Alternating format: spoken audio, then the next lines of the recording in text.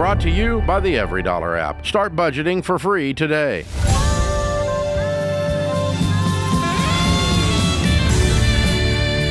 Welcome to the Ramsey Show, America. This is where we help you win with your money, win in your work, and win with your relationships. The phone number to jump in today is 888-825-5225. Alongside the fantastic Jade Warshaw, I'm Ken Coleman, and we're here for you today.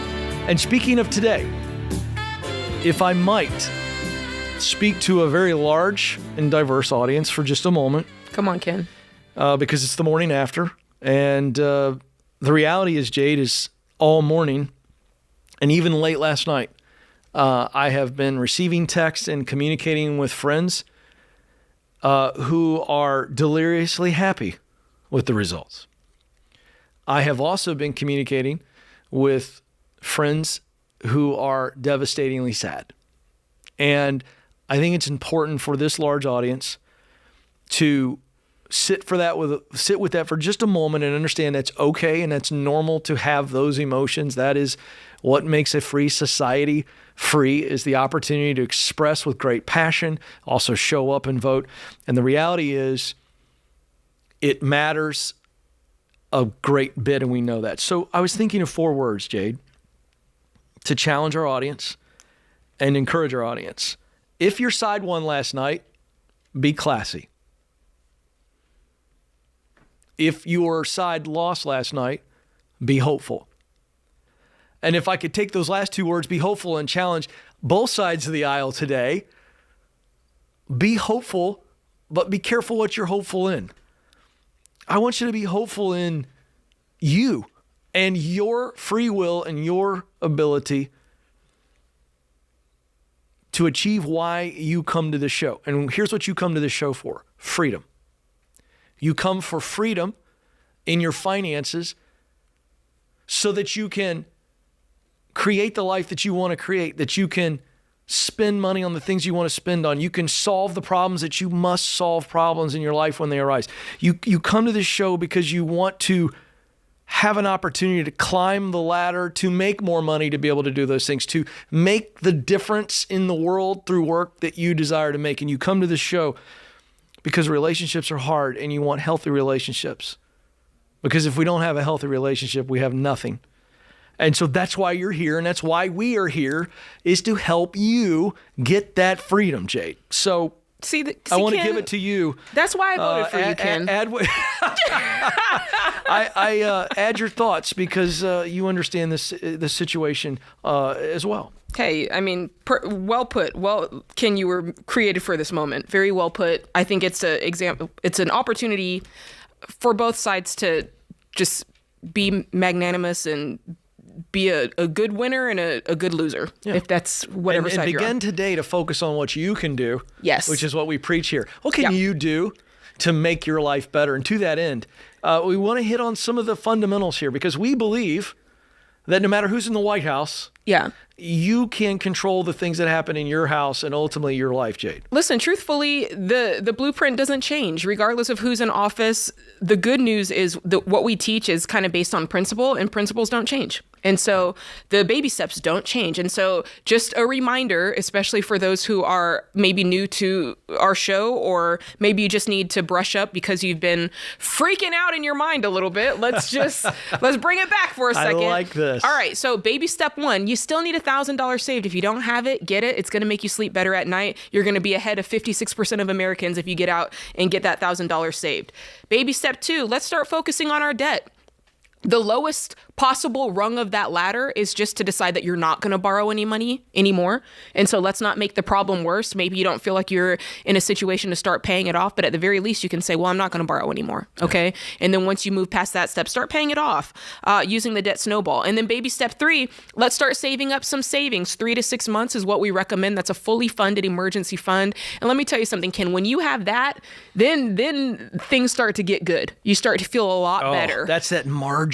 That, by the way, that's where that emotion of freedom pops in with that emergency fund, doesn't it? It does, because you kind of go, no matter what hits, I feel prepared. Yeah. Right? And so you have that preparedness. And then baby step 4, let's start investing. You start investing for the future. This is preparing you for a time when maybe you won't work, because that time will hit all of us eventually. So we're investing 15%. All right. Hey, I got to jump in because you're the queen of this. What? I want you to give a real example. Maybe get your investment calculator. I didn't prep you for it. That's all right.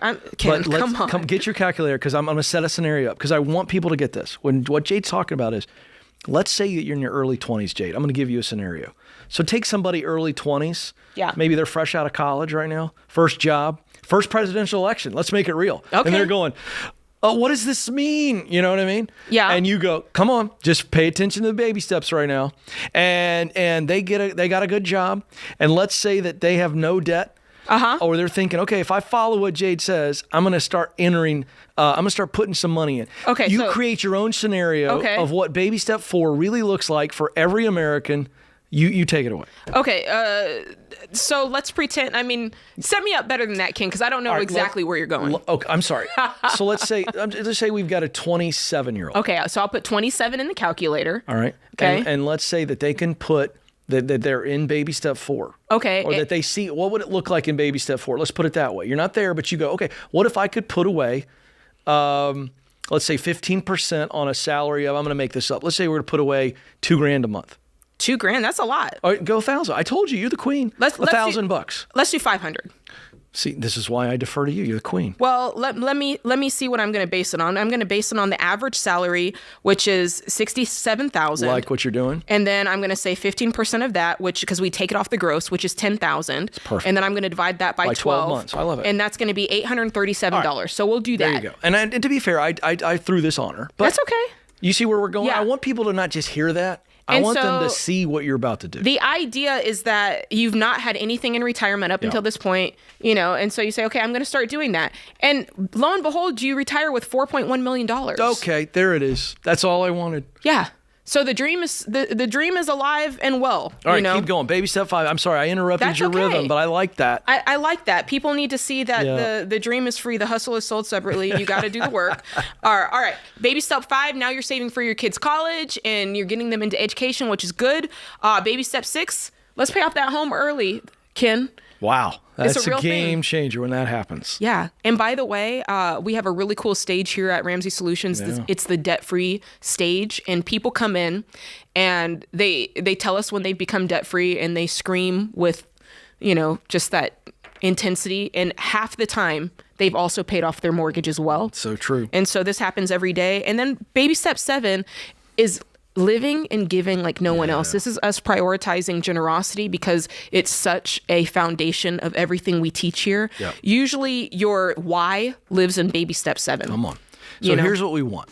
Jay did a masterful job of laying out the fundamentals that lead to financial freedom. There's more. Our team has put together a great blog post. It's in the show notes, and here's what's going to encourage you. Emotionally, it's going to encourage you that no matter how you're feeling about who's going to be in the White House, you can take all that stress and worry and put it into steps to actually take control of your life. And we are here for you 5 days a week, cheering you on. Go get the blog. It's a deeper dive from what Jay just did, and it's going to really equip you, not just encourage you. Go get it in the show notes, however you take in the show. All right, quick break. We'll be right back with more of The Ramsey Show.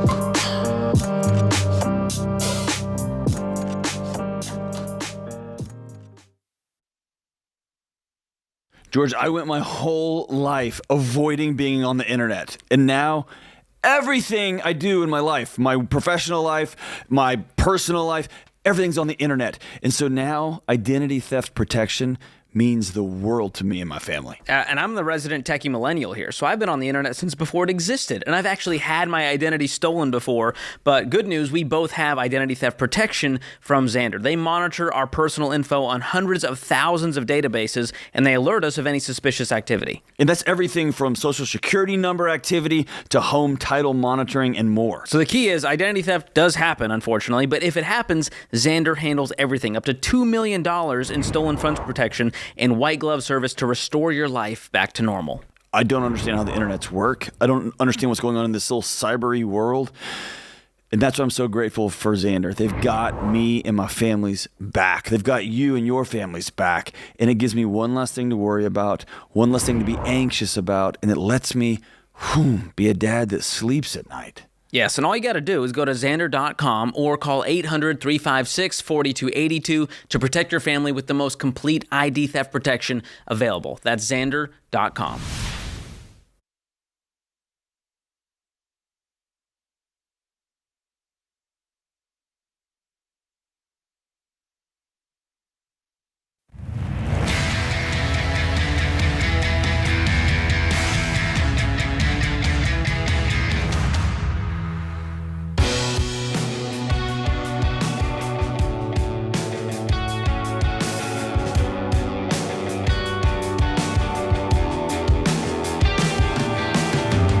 Alongside Jade Warshaw, I'm Ken Coleman. So excited you're here with us on The Ramsey Show, helping you win with your money, win in your work, and win with your relationships. That's our aim, and we'd love to coach you today. 888-825-5225. Also, big news. It's like Dave is like the financial Santa. Ooh. Guy loves Christmas. You know this about him. Dave Kringle. Yeah. He gets a bad rap about being tough on callers. The guy's just a big, jolly giver. You know? And Yeah. to look at this, 50 days of Christmas. Wow. Is that not enough, Dave? 30 days not enough? No, we got to go 50 days of Christmas. That's a lot. That's the big Christmas sale. And it's happening now, whether you're shopping for yourself or you're looking for that gift that keeps on giving, a la Christmas Vacation. Those of you, if you know, you know. You can get up to 30% on our best-selling products. That is including money's not a math problem. Tell them about that, Jade. You know what that's about. That's if you're caught up, Come on. if it's your mentality, that's the problem. If you're always, we ain't got no money, I don't have a way to get ahead, this is the book for you. I love it. I love this that we ain't got no money. A lot of people are going, when I say that, they're like, That's what's in people's brain all the time. I ain't got it. So I ain't got it. It's a great book from Jade. And then the Get Clear assessment. This is for that person who's going, I want to figure out what I want to be doing with my professional life, or I'm stuck. Any sense of doubt or lack of confidence around your work and your money, this Get Clear assessment. It's about 18 minutes, going to change your life, give you self-awareness, which is a superpower. You can get both of those products and so many more at RamseySolutions.com/store. RamseySolutions.com/store. For those of you on YouTube and podcasts, you don't have to remember any of that. You know why? Because James Childs and his beloved show notes. These show notes are chock full. It's like Christmas under the tree. Just go to the show notes. Lots of good stuff there. RamseySolutions.com/giveaway is another location. And this is also in the show notes because this is our $5,000 cash giveaway. Okay. Show me the money, We're Ken. giving away $500 a week. Wow. That's Dave's money. Gone. Just giving it away. Wow. And there's a grand prize of $5,000. You can enter to win daily. And again, the show notes, best place to go, RamseySolutions.com. All right. Corey's going to start us off in Des Moines, Iowa. Corey, how can we help today? Hey, Ken. Hi, Jade. Thank you so much for taking my call. You bet. So I started out, I don't know how far back I should go. I buy and sell real estate, not as an agent, but as an investor. Got pulled in many years ago with the OPM, other people's money, borrowing and taking out HELOCs, and all sounded great, buying a lot of properties, and it has all caught up with me. Oh, no. Yeah. What does that mean? Tell us what's happening currently. Well, I'm currently sitting with all my monthly expenses sitting at about, total debts of about $1.1 million right now. Woo! in debt. Oh, hello. My goodness. Where are my Tums? Okay. There you Hopefully go. these are We've got- worth something. Got a lot of my properties are bundled. It's not like every single property is its own mortgage. They're bundled. So got $480,000 in one mortgage, $199,000 in another. Got a HELOC at $189,000. Okay. Another mortgage, $173,000. They add up very, very, very quickly. So if can I just ask you a crazy question? Yep. If you were to sell, I don't know how many you have, but if you were to sell them, would you clear the $1 million with their equity? Potentially, and I have already started that, Okay. which brings me to another one of my questions. I did get the $Every app and Good. have everything in that. Still struggling on how to figure it out 100%. That would probably be another call for another day. Yeah. But I am showing with my current budget, I've got, because I've sold a couple of them. How many do you have total? 22 units total. Wow. Okay. 22 units total. Some of them are sold on contract, just waiting to be cashed out on. Okay. One I just did fully sell. Yeah.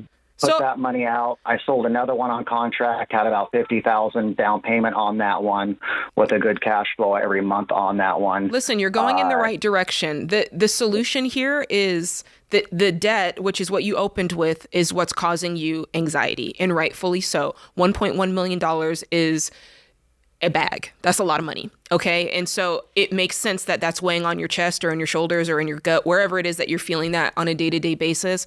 And the solution here is let's offload it. Luckily, you have a bunch of assets that you can sell and sell for more than what you paid for, right? That's the whole point.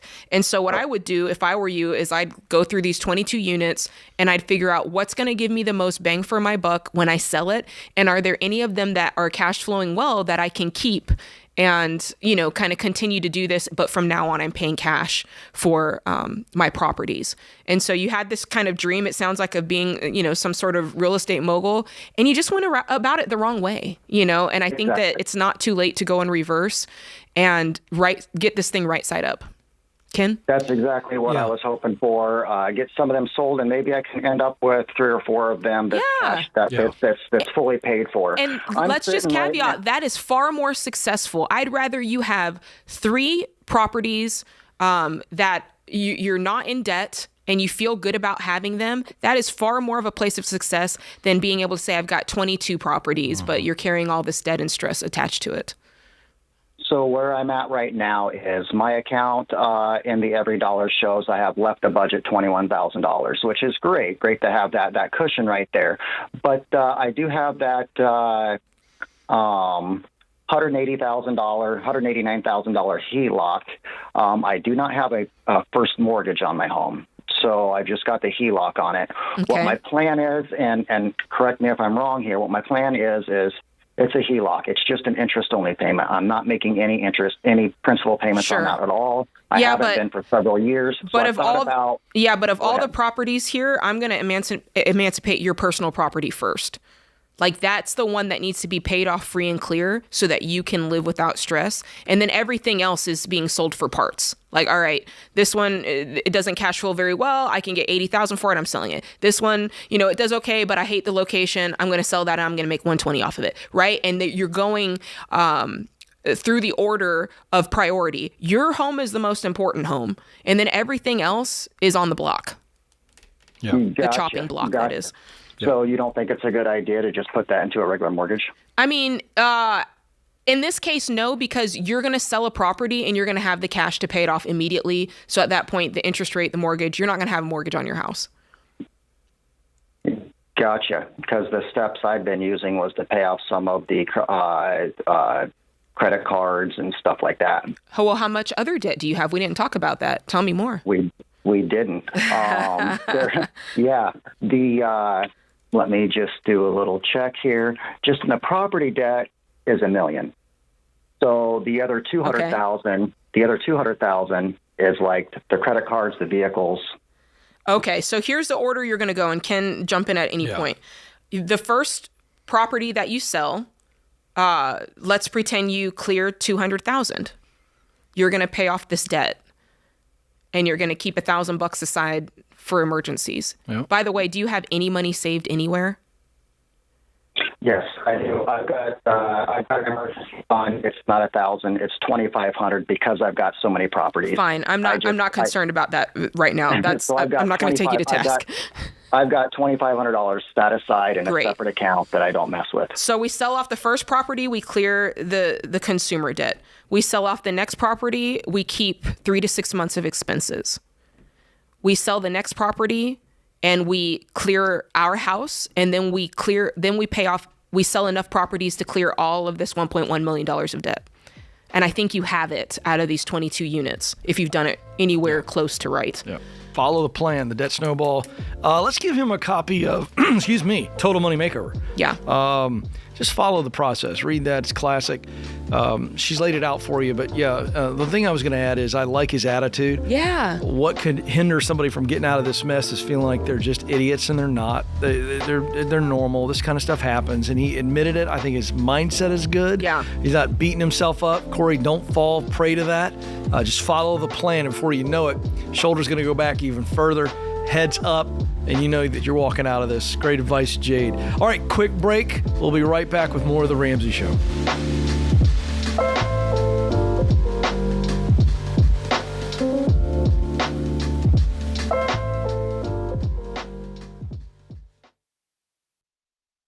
Hey guys, this is Rachel Cruz for Helix Sleep, and I gotta say, Winston and I love our Helix mattress.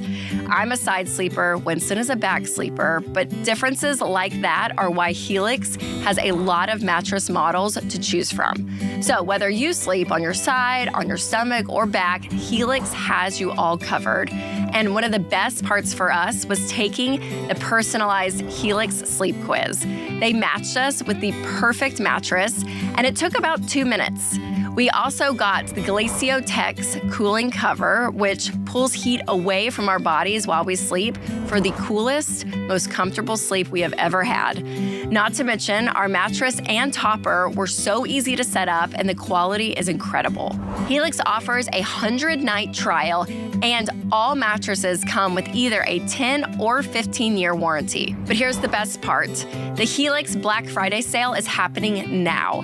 Get 25% off all mattresses and get a free bedding bundle on select products. Go to helixsleep.com/Ramsey. With Helix, better sleep starts now.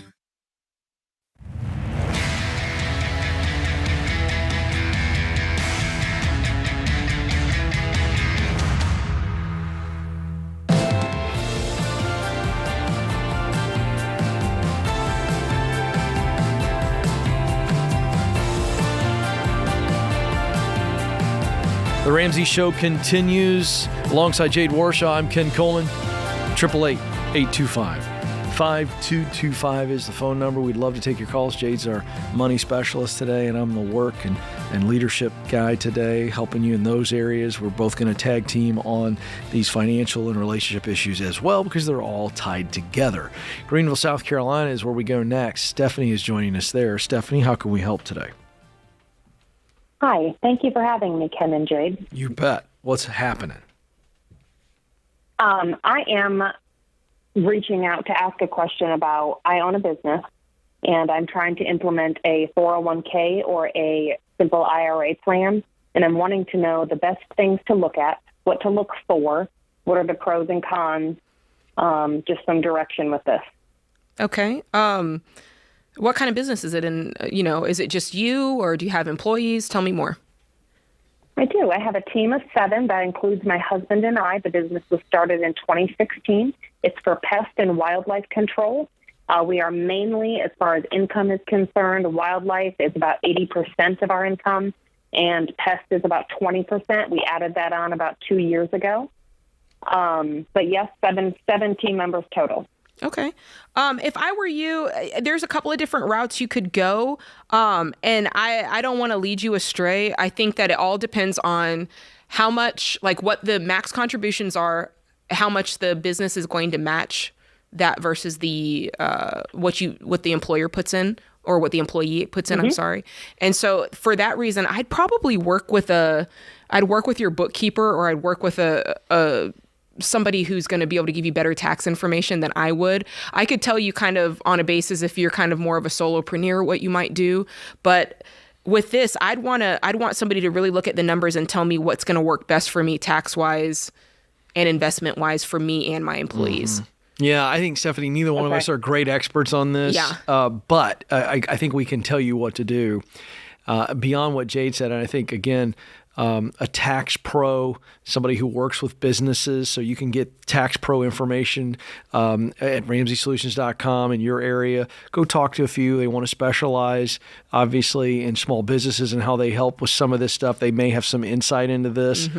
Investment pros as well. And then, you know what I would be doing? I would also be talking to small business owners. Do you happen to know of 2 or 3 people, top of your mind right now, that run companies around the same size as yours in your area? I do. I've talked to several people about this. Y'all are actually one of my last phone calls. Oh, good. So I went down the road to implement a 401k. And when I walked into my bookkeeper to just kind of talk to, or my CPA who does my bookkeeping as well, she immediately said, you need to go with a simple IRA. Now, this year we've experienced about 150% growth. Good for you. That's awesome. I guess my only concern, it's been, it really has been amazing, but making a good decision, I guess maybe I'm viewing a 401 or a simple IRA as a little more limiting than a 401k. In what way? And so just looking in the way of like a 401k, you get vested.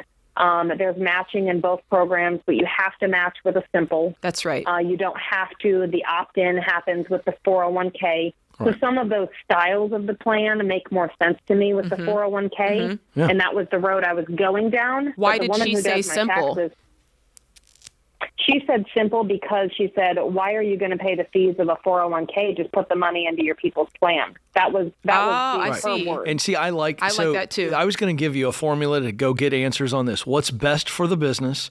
What's best for the people that you've hired? And I think that that's I always try to take complexity and I simplify it. And I go, if I'm looking at all this, I'm going to have a simple piece of paper and I'm going to draw a line down. I'm going to go, okay, which one of these plans is best for this business? And which one of these plans is best for the employees? And we want to try to find a solution that is good for both. Yeah, I mean, I think that's the rubric. If she's right and the math is that what is such as whatever you're paying in fees is pretty much comparable to what you'd be paying in a match, it'd be better for the money to go to your team members. That's what you want to get to. What's good for both? Okay. And if we can get best for both, great. But if there's a give and take, we want to land that way because you got a great heart for your people. I love what you're trying to do. And by the way, I just want to give Stephanie a shout out real quick. This is awesome to talk to a small business owner. This is a female small business owner taking care of the critters. Yeah, very, very and good. Growing 150%. That's awesome. So yay, Amazing. Stephanie, can we give her some love? I mean, that's really awesome. She's providing jobs. This is the American dream. Yeah. That very right good. there. She's a small business owner solving a real problem. And so I love that. Good stuff. All right, next let's go to Richmond, Virginia, and Jennifer is there. Jennifer, how can we help? Yes, thank you.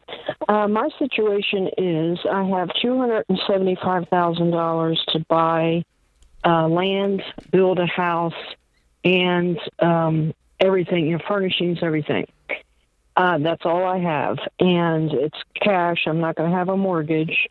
And it's proving difficult to budget for that. I'm wondering if I should rent for a year. And what I do for a living is I buy real estate, I improve it and sell it, and do that for a year with the cash that I have to try to build up a little bit more for my ultimate home. Well, yeah. How much do you need?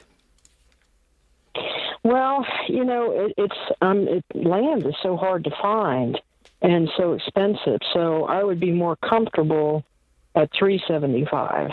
Okay, and you've run out the numbers because what I want to make sure we're fully and with detail counting the cost of this so that you don't enter in and realize, oh gosh, I don't have enough money. And now I am kind of considering debt when that's not what you said you wanted to begin with. So I really want you working out the numbers to go, okay, if I spend X on this land, what can I then spend on the build? And is that enough to get me what I say I want plus furnishings, right? So we're doing a detailed, in many ways, just a detailed budget on this that's directly for this home build. Right. The tricky part is I'm not tied to any specific area, so I'm looking in 4 different states just for something available. Inventory is very low right now for raw land that's decent. Are you operating with cash? Jennifer, when you say I'm going to rent for a year and I've got to buy some more properties and flip them and then create more cash, are you doing that with cash? Yes, I am. I'm in my early 60s, debt-free. My monthly expenses are $1,500 a month. I love that. Double with rent. That's all I wanted to know. Yeah. I like that strategy. You have such a low burn rate and you're debt-free, and I love that you're going to be patient. Flip a few more properties, stack some bigger cash, get the house I want that I've earned. Come on, Jennifer. I love that. I'm totally fine with renting in this situation. And listen, what I want you to do is we have a really great real estate home base that could probably help you out when it comes to finding the land that you're looking for. So if you go to ramseysolutions.com/real estate, they're probably going to be able to get in there and help you find the tract of land that you're looking for. Yeah. So. Okay. Yeah. I've averaged $75K take home over the past 7 years, so it would take me, little over a year to get what I need. But then, of course, expenses are going to go up too, probably. So they are, and I do think that you have to balance that carefully. And just hear me say, I think the best way to buy a home is cash. That's great. A lot of people can't do that, but no one would fault you.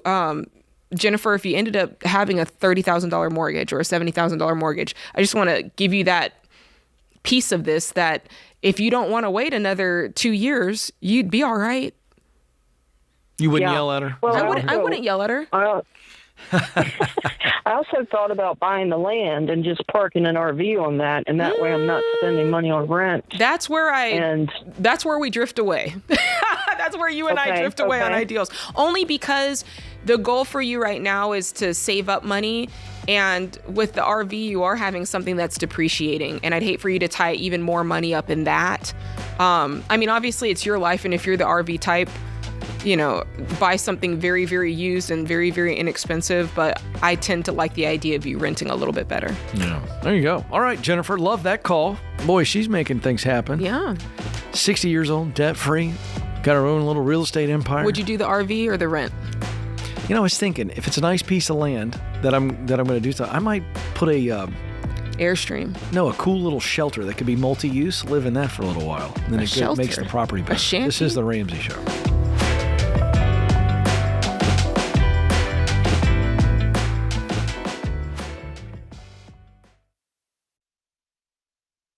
You've been gazelle intense, you've eaten more beans and rice than you knew existed, and now you're ready to make your biggest investment better. Blinds.com is a great way to dress up a room or your entire home. Whether you're comfortable with do-it-yourself projects or you don't even know what a Phillips head screwdriver is, well, trust Blinds.com to take care of you like Ramsey would. You can do the measuring and installation yourself, or you can let Blinds.com's professionals handle everything for you. Blinds.com offers a completely hassle-free experience. Count on them to deliver stylish window treatments from premium brands without the premium markup. You'll never have to deal with pushy salespeople in your home just to get a quote. But you can count on free shipping, free samples, and a 100% satisfaction guarantee so that you can rest easy. That's why we've recommended Blinds.com for over 10 years. Get 45% off site-wide for a limited time at Blinds.com. That's Blinds.com. Rules and restrictions may apply.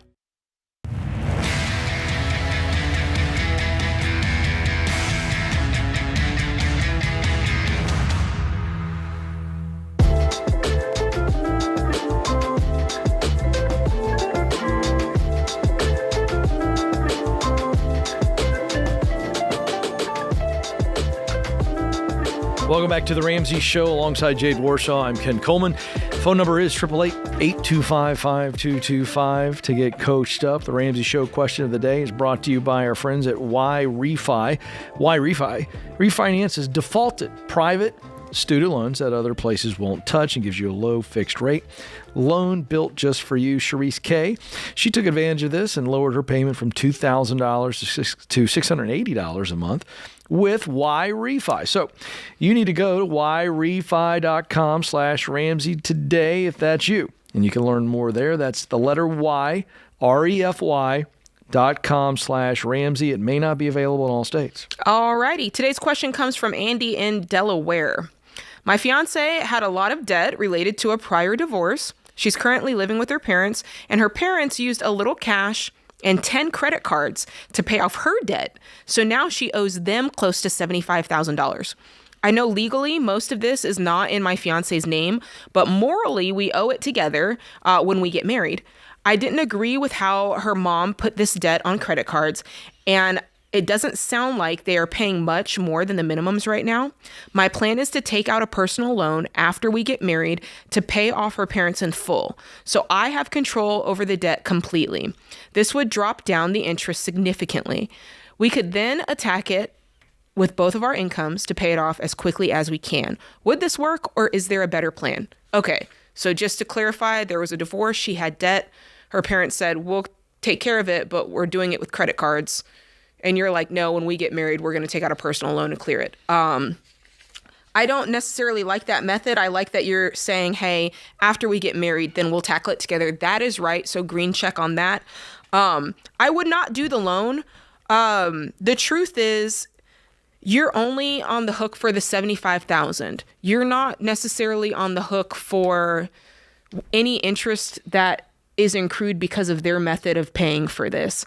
That part is on them because they chose that route. They chose that card with that interest rate. Unless there's a conversation that I don't know about, in my mind, I'd be like, I owe you $75,000. Ken? I couldn't agree more. It's a lot easier. They've already assumed this debt for her. This is not something that she put on them. They did this. I would pay the parents directly, and I agree with Jade. I wouldn't worry about the interest. That's their problem. I think they'll be thrilled that you guys are serious about paying it off, and I think it's a lot easier to pay them off. Now, I would only say the caveat to that is you both need to agree, you and your fiance, that we aren't skipping this. We're going to treat this like it is a private loan, like our credit would be affected, like they'd come after us with collections, all of the things that people that loan money put in place as some sense of accountability. And I think that's the key, or else this could create tension. And I don't think that's the case here. I think this is like, we want to get this out. I love the urgency, love the character and the integrity here, but I agree with Jade 100%. Pay the parents directly. Here's the problem I do foresee is that he's already noticing, hey, her mom put this on credit cards. And this is him speculating. It doesn't seem like she's making payments. So, he says something there where, they're paying the minimums. Yeah, they're paying minimums. Yeah. So I do foresee a problem of down the line them saying, well, we did this, but the balance has grown. So I do think you need to have some sort of really, really clear conversation about how interest is handled and how that part is not pertaining to you. Yep. And records. I would treat every payment that's sent to the parents, however you choose to do it. I would have that in a journal, a financial record. Your bank would easily give you that. I would do that so that it is tracked. Yes. If you have the conversation that Jade is recommending, and I agree. Because again, they could do something dumb with all that $75,000 and not pay off the credit card. But at that point, ain't my problem. And let it be known, when Ken and I talk about you having this conversation, we really mean your wife, not you. Yeah, you need to stay far from this conversation and let her speak for both of you, because otherwise this could get grisly. Let's go to Detroit, Michigan, where Nick awaits. Nick, how can we help? Hey, Ken and Jade. Thank you for taking my call. I had a question about having dual employment. The reason being was we have three boys, 7, 6, and 3. So we're in that messy middle. And I wanted to give my wife the opportunity to, be a stay-at-home mom. She was a nurse to begin with, and then once we had our third child, I just said, might as well stay at home. We can survive with my income. Now that we took advantage of her, or she took advantage by herself going through her master's to get nurse practitioner. And she just completed the program. And you told her to stay home? And, yeah. Hold on. I did. Okay. So, Ken, you go ahead. Yeah. I'm sorry. That's all right. Go ahead. Yeah. Keep going. Get to our question. Yep. Okay. So, I work for a fire department, and I make about $110,000, and then I also have a family business where I make about $100,000 as well. Obviously, the fire is pension, and then the family business is just straight salary. There is a simple IRA that I can contribute to, My question is now that she has her nurse practitioner license and we have no student debt, am I crazy to leave my fire department employment and give up my pension opportunity and allow her income to supplement my loss and, obviously strive to make more as a family business? Or do I just grind it out with both employments if I can manage it? All right. So how much is she going to, how much is she going to make as a nurse practitioner? I would hope about 140. Okay, so 140. And the family business where you're making 100 right now, do you own that or are you working for another family member? For my dad. Okay, and is that what you want to do long term? Let's go 15, 20 years from now. Do you want to be a fireman and be in the business, or do you just want to be running that business or not in it at all? No, and so that's the unique part is in about 5 years, I had the opportunity to leave the fire department under a full pension, or I'm able to be, I can pull out from the pension. I know, but I'm not focusing on that. I'm asking, do you want to be long-term owner or involved in the family business? Yes or no? Yes. I mean, that's the dream. That's what you want, right? Yes. Okay, so what would benefit you leaving the fire department right now? Forget the pension. I know you're all hung up on the pension. I don't really care about the pension. I'm not minimizing the pension, but we don't make decisions based on pensions. Okay? So my question is, if you leave the fire department, that's a certain block of hours every week, and you just focused on the business, would that allow you to do more and get paid more in the family business?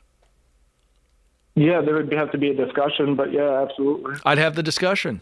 Dad, if I walk away from the fire department and I start full time and I'm all my energy in here, what's that look like? This is very simple. Stop thinking about the fire pension. Because if you walk away from the pension to make your life better in the now and the next, nobody cares about the pension.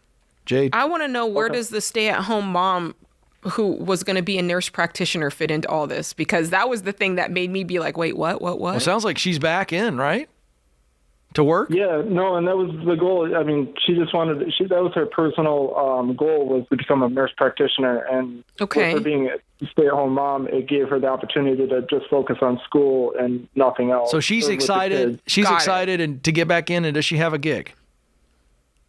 She's currently seeking. Yeah. Okay, cool. Okay. Yeah, I'd walk away from the fireman position.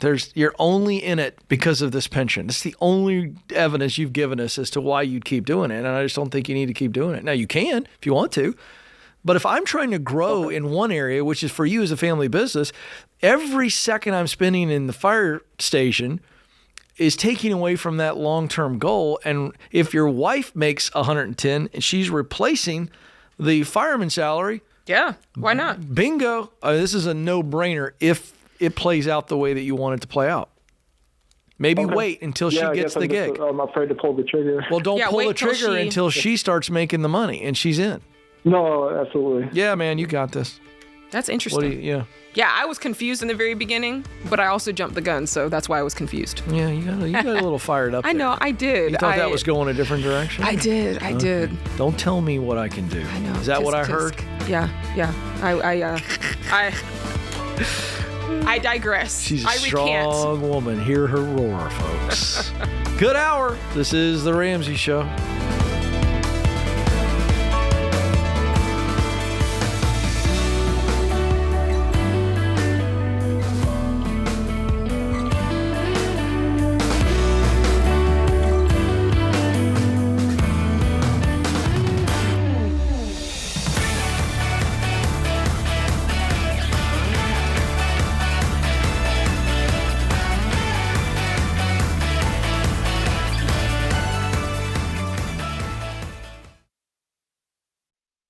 Your home is probably the biggest purchase you'll ever make. And with the real estate market like it is now, you'll need a mortgage company you can trust.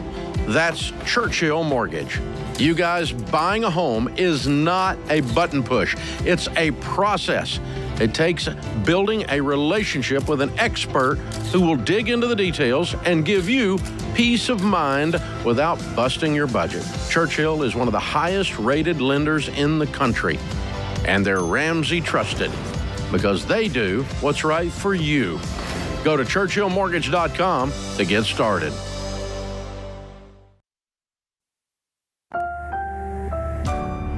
Brought to you by the EveryDollar app. Start budgeting for free today.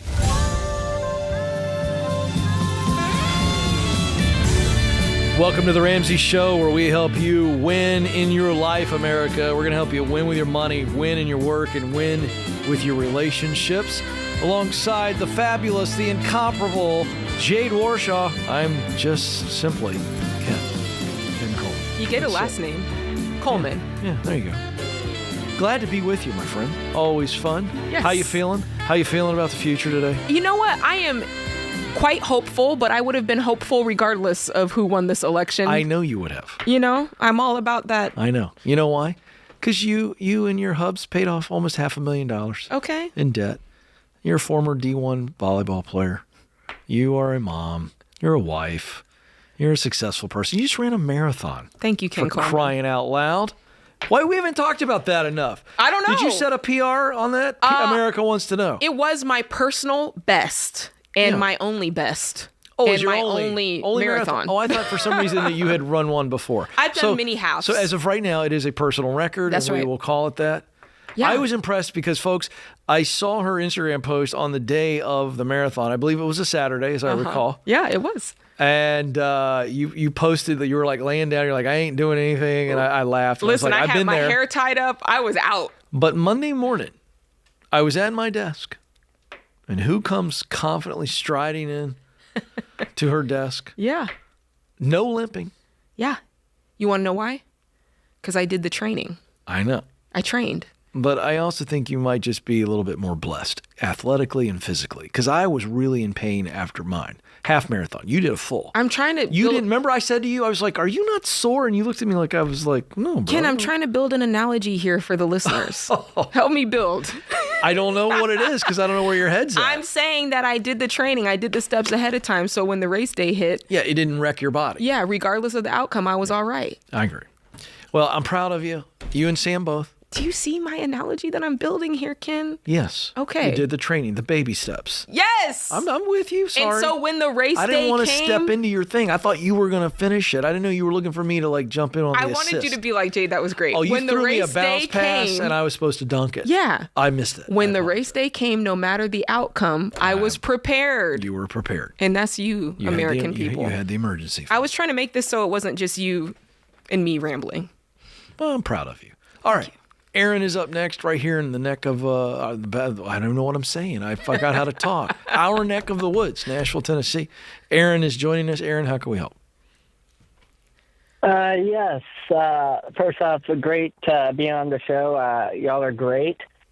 Thank you. But I have just filed for Chapter 7 bankruptcy. I was working 3 jobs, and now I'm down to 2. Okay. And I'm about to have my car repossessed. Oh, just my now gosh. got turned on my bills. Oh. And I'm really wondering what I should do next. Did you already file? Has it already been approved? It's been filed. Okay. So And I should know in the next month or next month when it all gets dropped. All right, how are you doing real quick? Let's just get a quick check on your head and heart. How you holding up? I'm doing okay. I've just been working 70-plus hours a week trying to work my way out of it. Oh, man. Okay. And, all right. Well, we're going to help. Hang in there. Here's my point.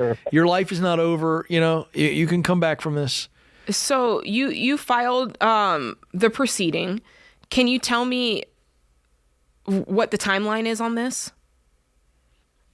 So I filed about a month and a half ago. I've had the meeting of creditors, and they said the next step is 90 days after it is filed. I should have the dismissal about everything.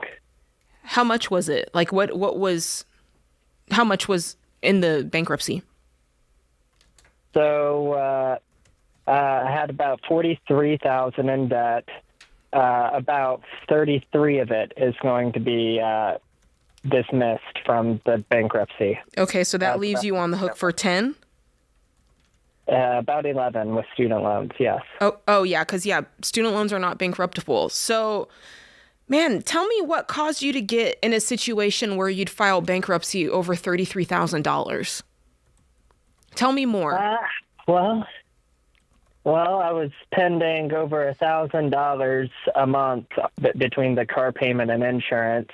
And then I was working a restaurant job at the time that just hit the slow season, started making $300 or $400 in a paycheck instead of $1,000 plus. Okay. So where I went for a new job at that point, and to get more steady pay. Yeah. I actually still work at that restaurant on Saturdays only now. Okay, and what do you bring in? What do you bring in every month? Because what I'm getting at here is I want to make sure whatever caused this has been rectified. Because otherwise, you'll be here again. And I don't think people realize that. I think sometimes they file bankruptcy and they go, okay, I've solved it. But what I found is people who do it a lot of times have done it more than once. And so I want to make sure we solve that at the root. What are you earning every month now? Right now, I just now got off a training pay, so it should go up. But I'm making about, I'd say, $4,000 a month between the restaurant and the exterminator job now. Okay, and that's more than what you were making before? I was making more during the high times. It just wasn't steady. Okay, and tell us about your living situation. What's your rent or mortgage? Rent is $950, utilities included. Okay, good. That's at a good spot. Yeah, I mean, you're in this now. Tell me again, did you say chapter 7 or chapter 13? It's chapter 7. Okay, yeah. So they're just liquidating everything. Yeah, I mean, at this point, you're in it. You're not going to be able to stop it. They're going to give you a payment plan. They're going to take whatever they can sell it and pay down this, and then you're going to be on a payment plan basically for the rest. There's no payment plan with chapter 7. It's just dismissed. Are they giving you a plan for the student loans, or you're on your own for that? I'm on my own with that. Okay. Yeah, so you're $10K in, and so the plan now is let's pay this off as quickly as possible.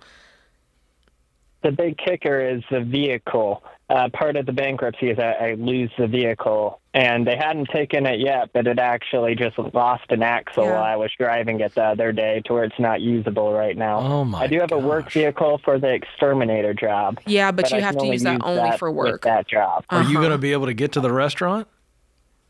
I have a guy who lives in my neighborhood that's been giving me a ride there and back. When I don't have a ride, it's anywhere from $70 to $100 to Uber there and back. Well, the good news is the $33,000 was dismissed, and so with your $4,000 in a month income, where your rent is right where it should be at around 25%, now you've got margin back. So how quickly can we save up to get something in cash? Because that debt is gone. You, in many ways, you got what you wanted, and that debt was cleared. But now it's at the expense of you completely rebuilding from scratch.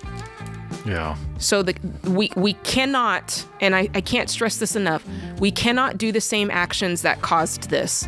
So you cannot go into debt for this vehicle. You've got to figure out what that means. Is it I'm getting a ride from my buddy until I can save up $3,000 to get the most beaterest beater that I can find?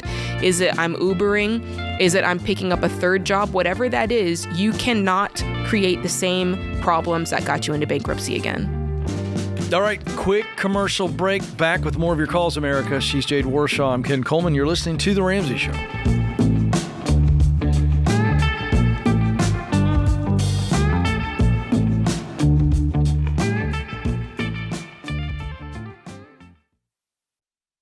This show is sponsored by BetterHelp. This month is all about gratitude, and most of us have people in our lives who we're grateful for.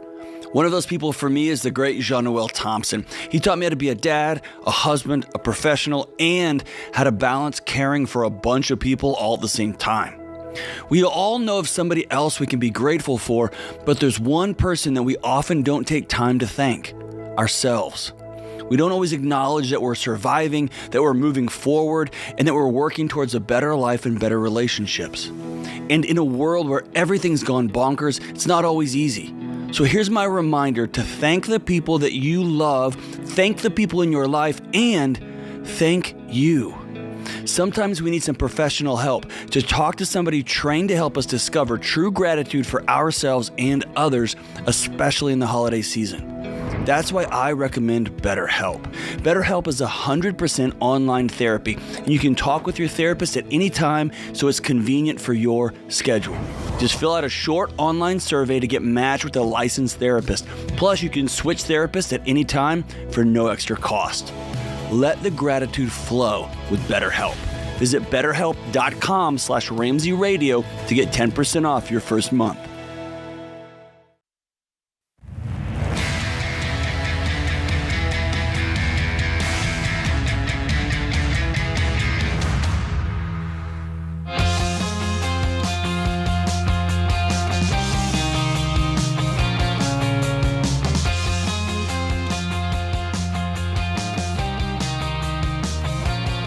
Welcome back to the Ramsey Show. I'm Ken Coleman. Jade Warshaw joins me.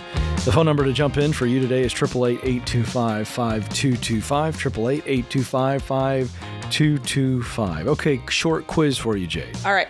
What is the best way to make the most of your money? Every dollar. All right. What is Every Dollar? Every Dollar is the best budgeting app in the world. Nice. Even though I just said it in the rhythm of Ja Rule, it's still the best budgeting app there is. We created it here at Ramsey, and it truly is. If you're a person who was used to pen and paper, if you're a person who is a spreadsheet person, this covers all of those bases. It gives the simplicity for the pen and paper person, but it also gives the nerd out feeling for the spreadsheet person. And so I think it covers all those bases. And then if you're a couple, it's great because it covers the communication part of it. I like it. That's a good breakdown. You know what I'm saying? I like that. Download Every Dollar for free in the App Store or Google Play, or click the link in our show notes if you are on YouTube or podcast. Yep. All right, let's get to Grace in Cleveland, Ohio. Grace, how can we help today? Hi, you guys. Oh, my gosh. Thank you so much for taking my call. You bet. Okay, so my question for you guys is my husband and I are in baby steps 4, 5, and 6. And we know that you're not necessarily supposed to be gazelle intense all the way through steps 4, 5, and 6. But we are wondering, since we're such a young age, if there's ever a situation where it is appropriate or makes sense to stay gazelle intense through paying off your mortgage. Yeah, it's funny. We get this question a lot, and I'll tell you what Jade's opinion. My opinion is if you were a person like Sam or I who, baby step 1, 2, and 3 took you an inordinate amount of time, right? You were doing it for 4 years or 5 years or even 3 years of really being laser focused. You got your head down, you're sacrificing at a deep level. Yes. When it's time to go to baby steps 4, 5, and 6, you need to chill out. You need to take a chill pill. You need to move intentionally, not with intensity. Why?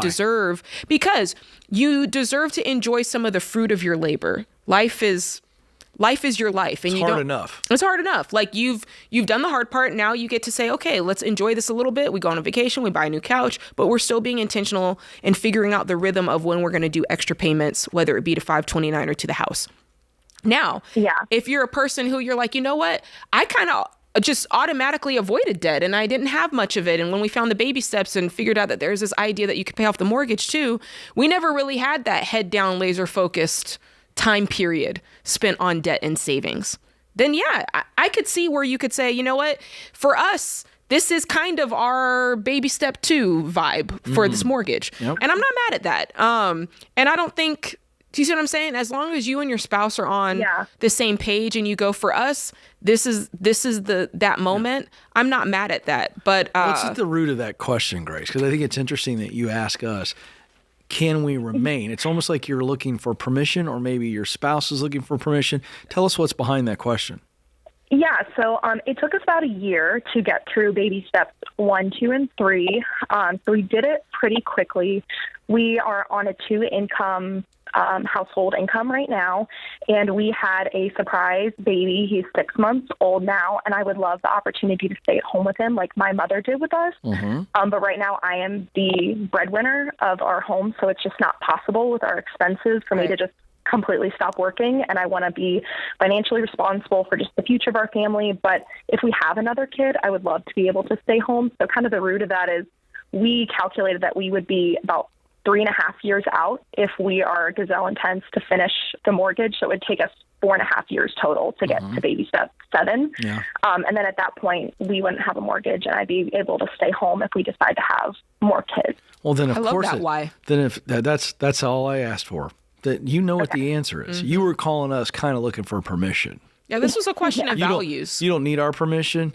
It's your life. I love how Jade answered it. I agree with what she's saying there. I think in this case, you're okay. You don't feel like you're overheated. And you've got a really great why. And I just think motivation's not an issue for you guys. So, yeah, I'd go as hard as you guys want to go on that. How old are you? Yeah, my husband, I'm 27. So you'd be 30 and a half with a paid off mortgage? Yeah, we'd be on baby step 7 at 30 and a half. My husband was like, his income's kind of uncapped with what he does. So he was like, I mean, from age 30 to whenever he decides to retire, he's like, I could put more than 15% into my retirement at that point because we wouldn't have a mortgage because we busted our butts. Now, do you guys have a plan to replace your income with his growth or get close to it? Yeah, so right now we're at $170,000 between the two of us. I'm 27, he's 28. Okay. And his income should definitely easily hit that throughout the course of his career. Well, but how soon? So let's fast forward your timeline. Do you think he could get to a place where he's almost or has replaced your income or surpassed your income by the time you've got the house paid off? Surpass mine, yes. Surpass both of ours total, probably not. But we both have like side hustles that we have started doing on the side, and I think we're starting to get a little more intense with them. Right. So we have the opportunity to add an extra $2,000. And I may not have asked it well, but I heard what you said. He's not, and by the time you pay the house off in this timeline, he's not going to be making what the two of you make together. So my follow-up question is, and I think I know the answer, will you guys prepare for that and adjust your lifestyle so that doesn't put you under pressure? Because what you don't want is to be jacked and excited about coming home with the babies, but then feeling the pressure of the squeeze. So we want to adjust our lifestyle so that he also doesn't have pressure. Is that going to be the case? Yeah, so that's a really good question. So we had figured it out that if he kind of continues at his trajectory, when I'm done working, he should be at about $5,500 monthly income, but our expenses are only $2,500 a month.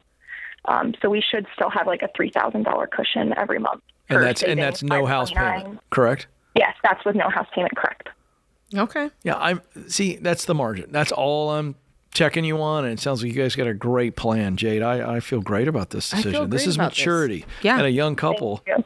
We actually did Financial Peace University. Our church and college had offered it, and my husband and I wanted to do it before we ever got engaged. And we just think it was the best decision we ever made because we were both very aligned on values and financial literacy and everything. And I just have to say, too, before I go off, Jade, you and Rachel are both like my role models. So I'm super excited I got to talk to you today. You're the role model. You're sitting here. Fantastic. You've done everything that we could possibly hope someone would do. And this is the outcome. You have choices. And you get to live your life based on your values. To say it like Rachel Cruz, you've created a life that you love. And I think that's excellent. You're the role model. And I'd like you to receive that, though. I receive it. It's definitely my parents. Because my parents are definitely the thing, not me. You and Rachel deserve that. Grace, that's phenomenal. How old are you again? 27. Wow. 27-year-old Grace, looking up to you and Rachel Cruz. Holy smokes. Grace, you have picked two fabulous role models. I'm blessed to know both of these ladies. And you are on a great track. So thanks for sharing that. Sometimes, people need to hear that. So how's that feel? Does it make you feel old? Does it make me feel old? Yeah. Why do I have to be old, Ken, to be a role model? Oh, boy. There, I just stepped right America, this is a classic male error here. I was trying to be nice. I just was showing you some honor, and then I go and ruin it. I'm an by elder. asking you if you feel old. No, she's 27. I'm not going to reveal how old you are. I'm 40. I feel. All right, then. I feel this is the reason I came here. There we go. Good. You deflected that really quick, and I wanted you to receive that because that's a big deal for someone that sharp to call in and trust you with advice, but then say that nice thing. So that's very nice. Do you feel old? After pickleball tonight, I will. At this very moment, I feel very fresh. I didn't get a lot of sleep last night. How late did you stay up? I stayed up. I tried to watch till the very end. I stayed up till about 1:30. Well, for the audience that doesn't know me, I'm used to, in a very, very long ago life, used to work in politics. And so I'm just an observer now. Like, I'm a junkie. I watch both sides. I just take it all in. I'm very quiet and sit there. Yeah. I don't go high or low. I just kind of like watching the game. And so I will tell you, I got home at 2:45 a.m. last night. Okay. That's nice. And had one too many cigars. So voice is cracking on me a little bit today. All right. I'm a little jealous. I had popcorn, no cigars. Yeah. Next time, include Sam and I. All right, we'll do it. Quick break. We'll be right back. This is The Ramsey Show.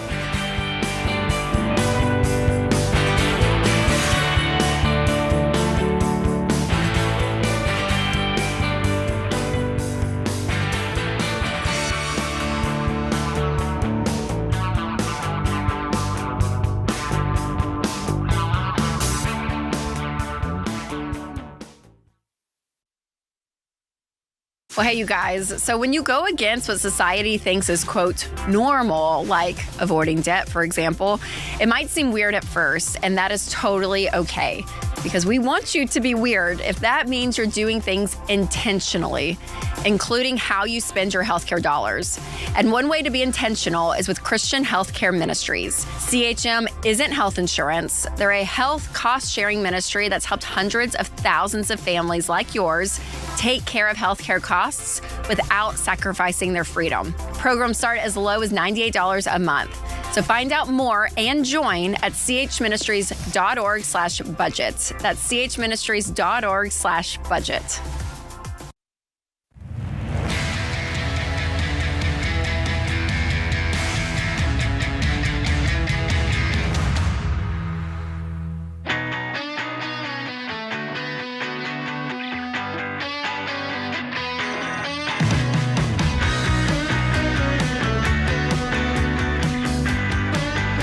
Welcome back to The Ramsey Show, America, alongside Jade Warshaw. I'm Ken Coleman. The phone number for you to jump in, we'd love to coach you up today, is 888-825-5225. 888-825-5225. Amy joins us now in Vancouver. Amy, how can we help today? Hi. My question is about a shared asset I have with my other adult siblings. So the asset is actually in Texas, and it was given to all of us by my parents, and it's definitely been a blessing, and it's getting to the point where there wasn't really a long-term plan put in place. So it's starting to feel less like a blessing and more of a point of conflict. Mm-hmm. So me and all my siblings have lived there. It's a house. And me and all my siblings our names are on it, and we have all lived there at some point while paying rent, except my brother he's been in the house for about 6 years, and he hasn't paid rent, and he's currently on leave with the military, and I tried to reach out to make a plan before he left, and he didn't respond to anything. So I'm wondering how to navigate this asset and keep it a blessing while preserving our relationships. How many siblings total? There's 4 of us. And how did he get this deal? How did he just start living in when everybody else has lived in it and paid rent? I'm presuming you guys have rented it to other people as well. Is that true? I think we've rented it to one other family. Okay. How did he get away with living rent-free for 6 years? So it was kind of like on your integrity. There was an account set up, and you put a certain amount in that account every month. And he decided he didn't want to use that same account. He wanted to do his own thing, which we're like, that's fine. You can pay rent how you What is like. the rent? What is it?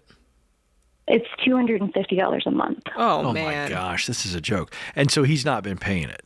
Not once. What do the other siblings think about this? So they we don't know how to resolve it. The communication's not great. Mm-hmm. They kind of want to be like, well, yeah, we'd like to talk about it. They've kind of written it off as like, oh, like we're just never going to see money from that. It's just never nothing's going to change. How'd you arrive at the really 250? Is that like an arbitrary amount, or is that maintenance? What is that? So that was set up like over a decade ago, like a long time ago. Nate, and it was with the purpose of like, oh, this is affordable so we can live in it and save money so we can, kind of get ahead. Mm-hmm. It doesn't include like utilities or anything like that. So all four of you are on the deed? Yes. What's it worth, the asset? Probably $200,000 on the bottom side, the low side. And there's no debt on it, right? No. So do the other three siblings, I'm sorry, there's four of you, so the other two plus you, are they all wanting to get out of this as well? Are you there?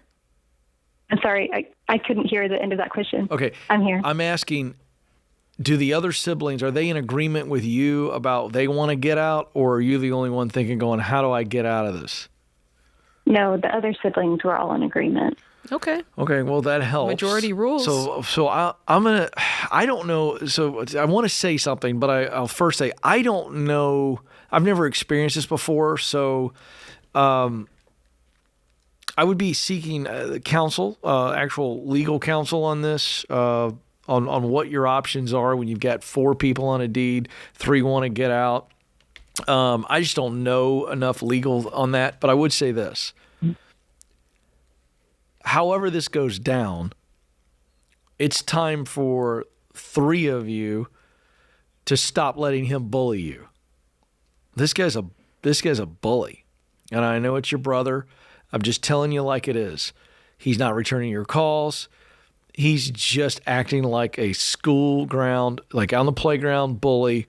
I'm not going to talk to you. I'm giving you the silent treatment. I'm creating all this tension, and I'm not playing ball. I'm just creating all this, and I'm daring you. He's daring you guys to do something, and I think he's doing it because he knows you're not willing to do anything about it. Mm-hmm. And I think that's the only little thing I wanted to put in there, because I think however you resolve this, Jade, I'll get out of the way if you've got a point on this, but I think whatever needs to happen, he needs to realize the gig is up.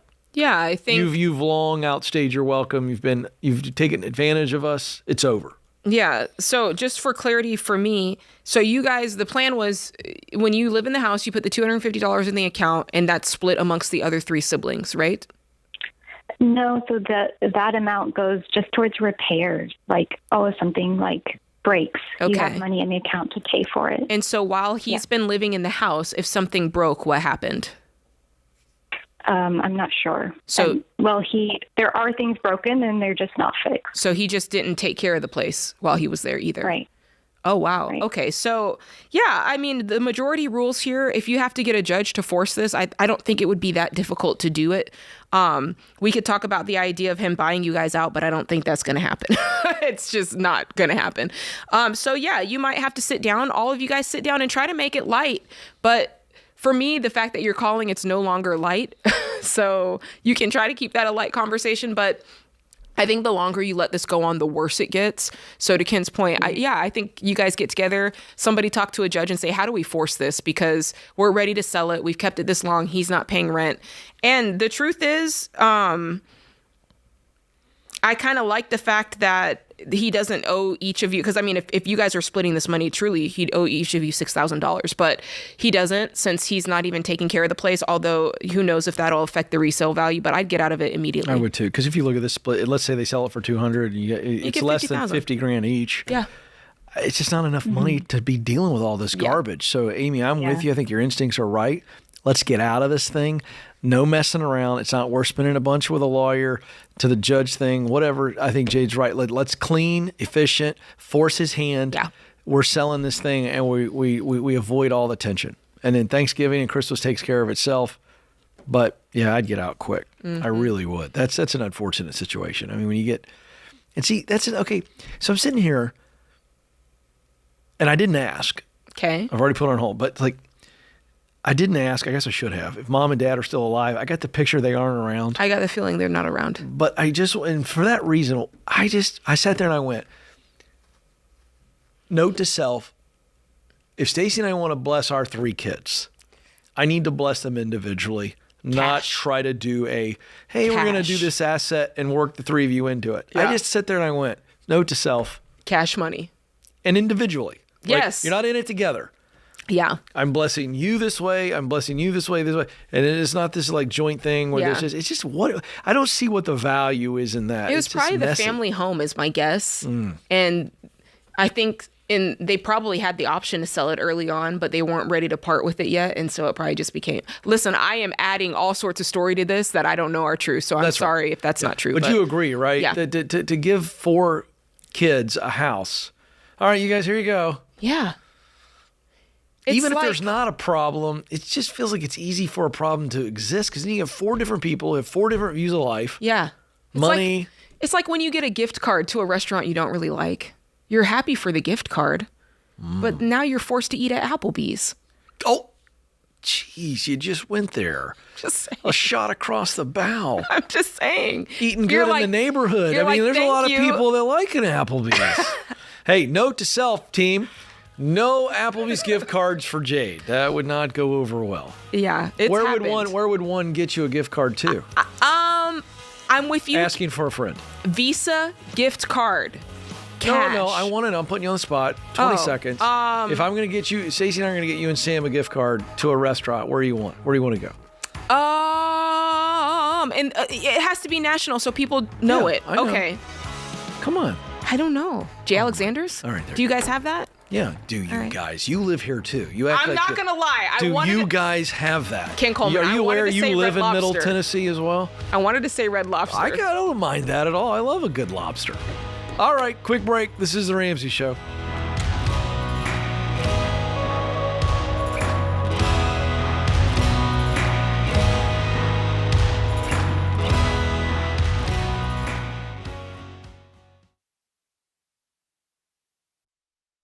What does the future hold for business? Ask 9 experts and you'll get 10 different answers. Economic growth or a recession. Business taxes will go up or down. AI will help us work, or it will replace us all. But there's no such thing as a crystal ball. That's why more than 40,000 businesses have future-proofed themselves with NetSuite by Oracle, the #1 cloud enterprise resource planning system. Ramsey Solutions uses NetSuite, and you should too. Whether your company's earning millions or even hundreds of millions, NetSuite helps you respond to immediate challenges and seize your biggest opportunities. With one unified business management suite, there's only one source of truth for the visibility and control you need to make quick decisions. NetSuite's real-time insights and forecasting help you see into the future with actionable data. And when you're closing the books in days, not weeks, you can spend less time looking backward and more time focusing on what's next. And speaking of what's next, download the CFO's Guide to AI and Machine Learning at netsuite.com/Ramsey. It's free at netsuite.com/Ramsey.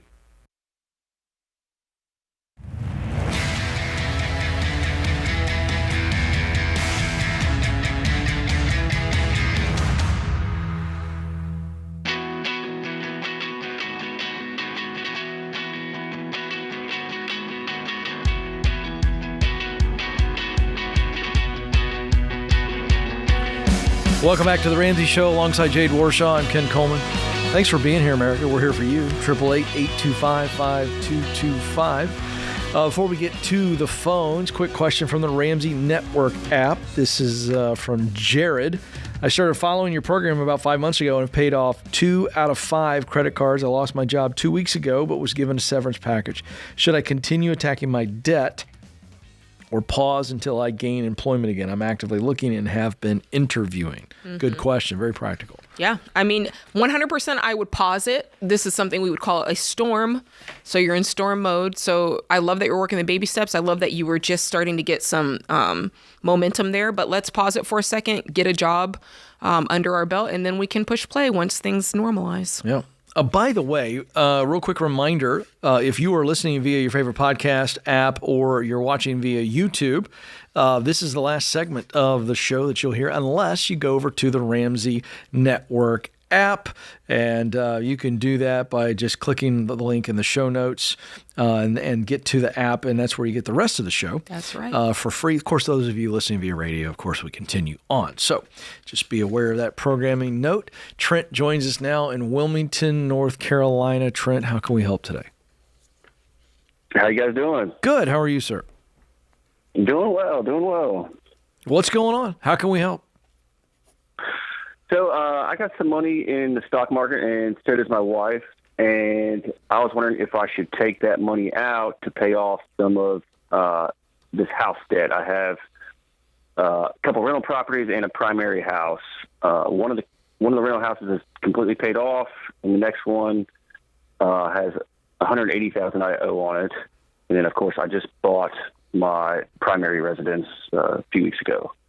Okay, so you've got a paid off rental, a rental where you owe 180, and what is that one worth it if you were just to sell? I'm just curious. It's probably worth about $430. Nice. And then your primary house, what's the mortgage on that?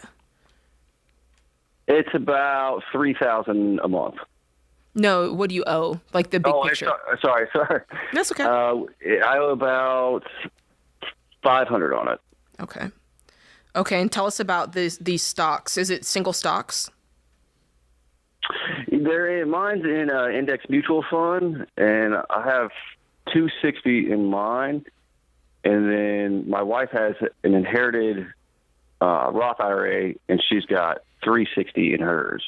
Wow. Okay, so the Roth IRA, is she required to take any distribution of that, or not yet? Yeah, she has to take out, I believe it's like right at $500 a month. Okay, she's required to take $500 a month, and you're talking about liquidating that? You said there's 360 in that? Yeah, I didn't know if I should pay off that second rental with, some of my money that's in the stock and maybe some of hers, or should I just keep it all in there and just keep letting it grow as is? I really have a passion for rentals and stuff like that, so I'd like to get back into that, but I wouldn't liquidate the Roth IRA because you're going to have a penalty, I believe, if you do. Now, the mutual index fund, that's non-retirement. It's just a brokerage account? Correct. Okay, and how much did you say again? Tell me again. 260. Okay. That one, if you wanted to, do you have any other consumer debt? No. Okay, so no consumer debt. Do you have any other retirement funds? Just that one rental that's paid off. That's part of your retirement, you think? Yeah. And what's that worth right now? It's worth like $230 around there. Okay, and how old are you? 37. Sorry, I'll be 38 in a week or so. Listen, I just grilled you. I understand that. I wouldn't touch this. You don't have any other retirement. If I were going to do anything, I would liquidate the other paid for rental in order to do this, to clear some of this out. Or I would keep the paid for rental and I'd liquidate the one that's worth $430 and get that and put that $250 or whatever you gain from that onto the house. That's what I do. That way it keeps you with the paid off rental that you're hoping will continue to add value. And then when you're ready, you sell it for lots and lots of money one day. And you're paying off half of your house by selling this other one that you had debt on anyway. So you're saying sell the one that's that I owe 180 on and pay down my current house? Is that what you're saying? That's what I do. Okay. Because I don't want to keep around a rental that I've got debt on at the expense of me living in a paid off house. And I think that this mutual fund that you have, for all intents and purposes, I'm treating that as a retirement account. And from now on, I would, unless you're self-employed, I would be trying to invest in my 401k at work. I'd be looking at a Roth IRA instead of just a brokerage account. Okay. Yeah, I am self-employed. Okay. Yeah, and even setting up something like an individual 401k, something where you're getting more benefit than just this brokerage account. It's not a bad place to start, but even Roth IRA is good for you. So that's just a side note. But yeah, in your case, let's get rid of that rental and start knocking out this house. Okay. Sounds great. Too easy. Yeah. There you go. If it ain't broke, don't fix it. I got nothing to add over here. I was Nothing? going to say I concur. Yeah. There's a lot there. Thought you did a great job. Thank Nothing you. to add. Thank you, Ken. Yeah. I'm sorry. America doesn't need to hear any more on that. You nailed it. Thank you. Yeah, there you go. Nicholas is up in Phoenix, Arizona. Nicholas, how can we help? Hey, guys. Thanks for taking my call. You bet. What's happening? So I've got a health insurance question for you guys. Love me and my those. wife, we've got our open enrollment coming up this Friday, and we're trying to decide between an HSA, which I know you guys are a big fan of, or a PPO. The one factor that's making this difficult is we have a baby due, our son, in February. Okay. So we kind of have like a known hospital expense going into this whatever account or whatever insurance we choose. Mm-hmm. But we kind of got burned this past year with a PPO, and I just checked it yesterday with the low deductible. Between my entire family, we've only spent $100 towards it with like $5,000 in premiums. So, I'm just trying to decide whether or not, with the baby on the way, that still complicates it, or you guys would still recommend the HSA. I love an HSA because of the savings component to it. And there is a part of this where you're having a baby, that you're going to hit the deductible, possibly. I mean, there's a good chance. And so there's part of that where I like the known. If you've done the PPO and it didn't work out for you and that you've it's burned you, then this might be a good opportunity to switch lanes. Yeah, we did for our daughter, for our first child, we're on a PPO plan, and it seemed to help out there because between the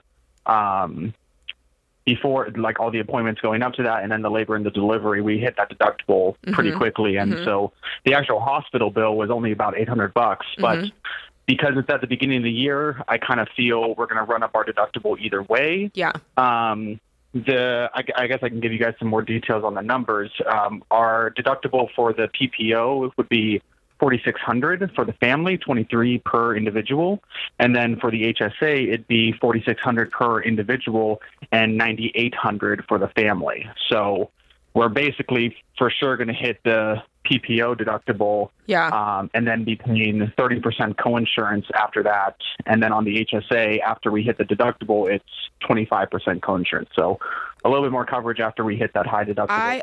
I like having nothing crazy. I like having the higher coinsurance because, like you said, even after you hit the deductible, if there's any other costs, you're still on the hook for a percentage of that. And so I'd want to be on the hook for the lower percent. What's the out-of-pocket max between the two? Out-of-pocket max, so the out-of-pocket max for the PPO is $13,800, and then for the HSA, it's $12,800. I like that better.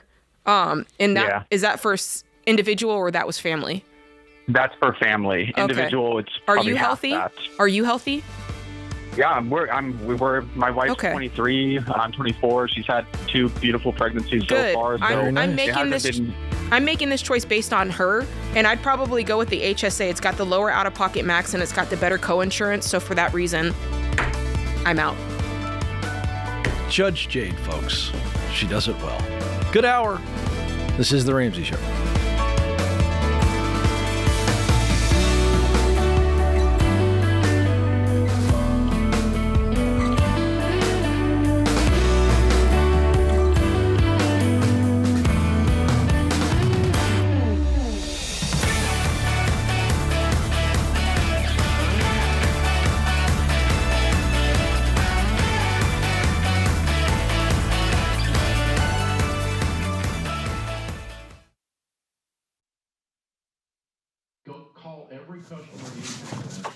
Hey, what are you still doing here?